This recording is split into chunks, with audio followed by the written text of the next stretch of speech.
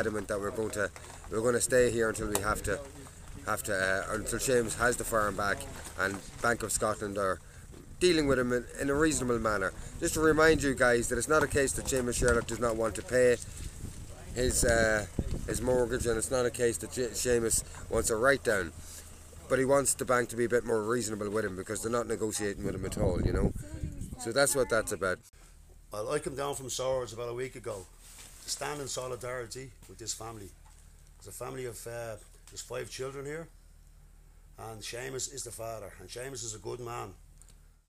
I'm here to help him as much as we can. It's the least we can do after all the work he's done single-handedly on his own the last few years. And I suppose you have to wonder, really, when one man can do so much himself with virtually no resources, you have to wonder what's wrong with all the political parties in the country, that with everything they have, they haven't even done 1% as much as what Seamus has achieved in the last 2 years. So, like, I want to be part of that. I want to be part of real change, and that people feel the change straight away.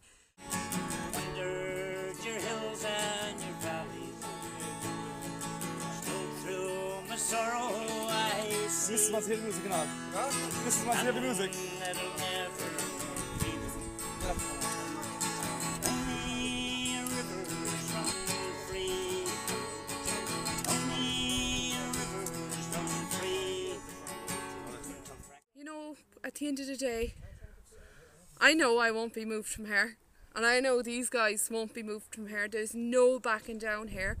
And the way I see it now, if you don't stand for anything, it is worse than what our government is doing to us. And I hope the people will start to realise this soon. The threat of eviction is one that hangs over, at this stage now, tens of thousands, if not hundreds of thousands of people, on the basis that so many people are in arrears with their mortgages, or are likely to become in arrears with their mortgages.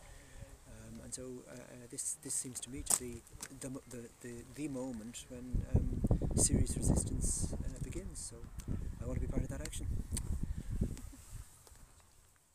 It comes home to you when you see a father of 5 being evicted out of his house. Forcibly removed from the place he calls home.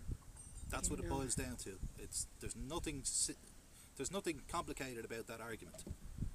Would you like to have your home violated and you being dragged from your home? That's what this is all about.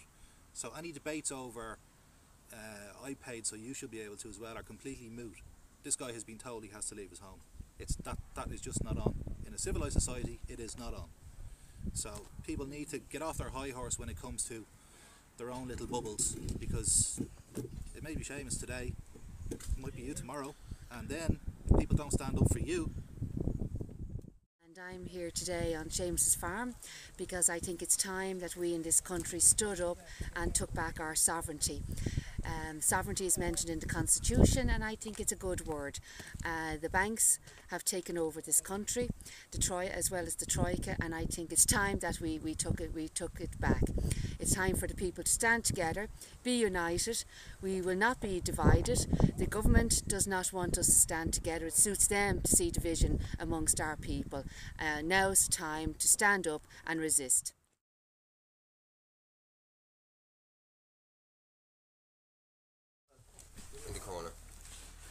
Hi everyone, and welcome to Appletown Farm in County Limerick. Now, here's where people will talk to you. Yeah. Listen guys, it's plain and simple. These evictions have been going on in Ireland for 800 years. For 700 of those years they were done by a foreign crown. Now we're being evicted by our own, and we've decided here, and the people sitting around with me here, we're not taking this anymore. Enough is enough. So this is it guys, it's over. We're not allowing any more evictions in Ireland, and that's why myself and my 5 children have stood our ground. We have tried everything to pay this financial institution, and this financial institution won't talk to us. So that's why we're here guys. Really appreciate all your support, appreciate all the support of the people that's here supporting me tonight and every other night. And we have one message for the world: we will not fail, because we will not give up. Because guys, 100 years ago my late grandmother and her 14 children, they tried to evict her, they failed, and they're going to fail a second time.